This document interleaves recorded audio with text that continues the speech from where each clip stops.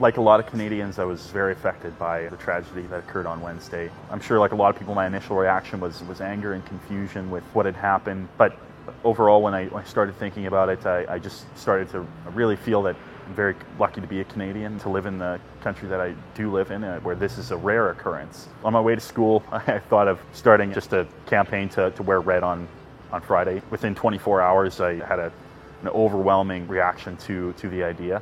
Starting an event, I thought I would get a couple thousand invites to it, but we're almost at 20,000 invites today, and thousands of people are participating across Canada, it seems, and trending on Instagram, and you can see it's a lot of reaction on Facebook as well. I feel like if we can bring people together just a little bit closer, then it's a success. These kind of things definitely have a way of bringing people together. I just wanted to contribute in some way to do that. It's just something as simple as wearing red really helps to show our support and our solidarity for people across the country.